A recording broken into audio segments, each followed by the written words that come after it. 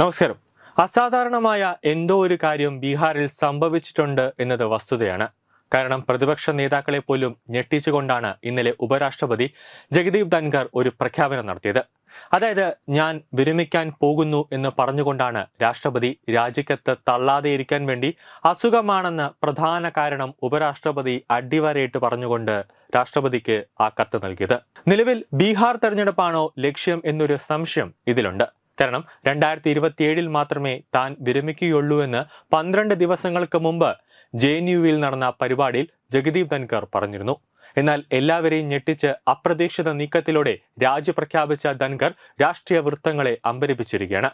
ആരോഗ്യ കാരണങ്ങൾ കൊണ്ടാണ് താൻ രാജിവെക്കുന്നത് എന്നാണ് ധൻഖർ വിശദീകരിക്കുന്നതെങ്കിലും ഇന്ത്യൻ രാഷ്ട്രീയം അത് വിശ്വസിക്കുന്നില്ല. കാരണം BJP സർക്കാരിന്റെ നീക്കം എന്താണെന്ന് പ്രതിപക്ഷത്തിന് പോലും അറിയില്ല.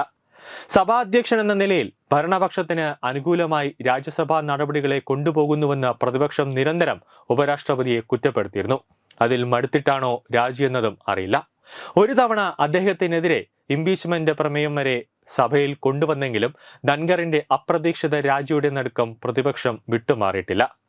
ധൻഖർ രാജിവെച്ചെന്ന് പ്രഖ്യാപിച്ച് ഏറെ വൈകിയാണ് പ്രധാനമന്ത്രിയുടെ ഭാഗത്തു നിന്ന് പോലും ഒരു പ്രതികരണം വന്നതെന്നും ശ്രദ്ധേയമാണ്. മാത്രമല്ല, കേന്ദ്രമന്ത്രിമാരും ഇക്കാര്യത്തിൽ ഏറെ നേരം നിശബ്ദരായിരുന്നുവെന്നതും ശ്രദ്ധേയം. ധൻഖറിന്റെ രാജി BJP നേതൃത്വത്തെയും ഞെട്ടിച്ചുവെന്നാണ് ലഭിക്കുന്ന സൂചന. നിരവധി അഭ്യൂഹങ്ങളാണ് ധൻഖറിന്റെ രാജിയുമായി ബന്ധപ്പെട്ട് പരക്കുന്നത്. സ്വാഭാവികമായിട്ടും ഓരോ കേന്ദ്രങ്ങളിൽ നിന്നും ഓരോ അഭ്യൂഹങ്ങൾ ഉണ്ടാകാനുള്ള സാധ്യത കൂടുതലാണ്. ധൻഖറിന്റെ രാജി ബീഹാർ തെരഞ്ഞെടുപ്പ് ലക്ഷ്യം കണ്ടാണോ എന്നൊക്കെ ഓരോ സംശയങ്ങളുമുണ്ട്. JDU നേതാവും മുഖ്യമന്ത്രിയുമായ നിതീഷ് കുമാറിനെ ഉപരാഷ്ട്രപതി സ്ഥാനത്തേക്ക് കൊണ്ടുവന്നാൽ ഒരു വെടിക്ക് 2 പക്ഷി എന്ന ലക്ഷ്യത്തിലേക്ക് BJPക്ക് കാര്യങ്ങൾ കൂടുതൽ എളുപ്പമാകും. നിതീഷ് കുമാറിനെ പിണക്കാൻ പറ്റില്ല എന്നതും വസ്തുതയാണ്. നിതീഷിനെ ഉപരാഷ്ട്രപതിയാക്കിയാൽ ബീഹാർ തെരഞ്ഞെടുപ്പിൽ സഖ്യം വിജയിച്ചാൽ മുഖ്യമന്ത്രി സ്ഥാനത്തേക്ക് BJPക്ക് കാര്യങ്ങൾ എളുപ്പമാകും. ഇപ്പോഴും സീറ്റിന്റെ കാര്യത്തിൽ BJPയാണ് മുന്നിലെങ്കിലും മുഖ്യമന്ത്രി സ്ഥാനം നിതീഷിന് കൊടുക്കുകയായിരുന്നു. ഇത്തവണ കൂടുതൽ സീറ്റുകളിൽ വിജയിച്ച് ബീഹാറിൽ പാർട്ടി നേതൃത്വത്തിലുള്ള സർക്കാർ കൊണ്ടുവരികയാണ് BJP ലക്ഷ്യമിടുന്നത്.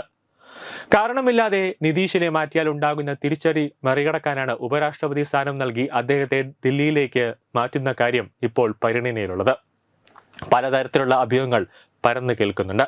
കൂടാതെ പല പേരുകളും ഉപരാഷ്ട്രപതി സ്ഥാനത്ത് കേൾക്കുന്നുണ്ട്. എന്താണ് ജഗദീപ് ധൻഖറുടെ കാര്യത്തിൽ സംഭവിച്ചതെന്ന് വരും ദിവസങ്ങളിൽ മാത്രമേ വ്യക്തമാകുകയുള്ളൂ. ന്യൂസ് ഡെസ്ക് തത്വമൈ ന്യൂസ്. ഭാരതത്തിലെ അതിപ്രശസ്തമായ ക്ഷേത്രങ്ങളിലേക്ക് മലയാളം ന്യൂസ് നെറ്റ്വർക്ക് സംഘടിപ്പിക്കുന്ന ആധ്യാത്മിക യാത്രകൾ. പ്രമുഖ ട്രാവൽ ഏജൻസിയായ യാത്രാനന്ദയുമായി ചേർന്ന് മലയാളം ന്യൂസ് നെറ്റ്വർക്ക് ഒരുക്കുന്ന യാത്രയിൽ ചുരുങ്ങിയ നിരക്കിൽ നിങ്ങൾക്കും പങ്കാളികളാകാം. ഭാരതത്തിലെ പ്രമുഖ ശക്തിപീഠമായ അസമിലെ കാമാഖ്യ ക്ഷേത്രത്തിലേക്കാണ് ആദ്യ യാത്ര.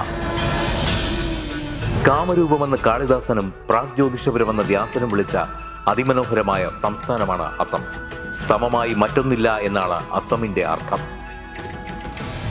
ബ്രഹ്മപുത്ര നദിയും ഹിമാലയവും ദൃശ്യചാരുത കൊണ്ട് അനുഗ്രഹിച്ച അസമിലെ കാമാഖ്യ ഇന്ത്യയിലെ തന്നെ ഏറ്റവും പ്രധാനപ്പെട്ട കാളി ക്ഷേത്രങ്ങളിലൊന്നാണ്.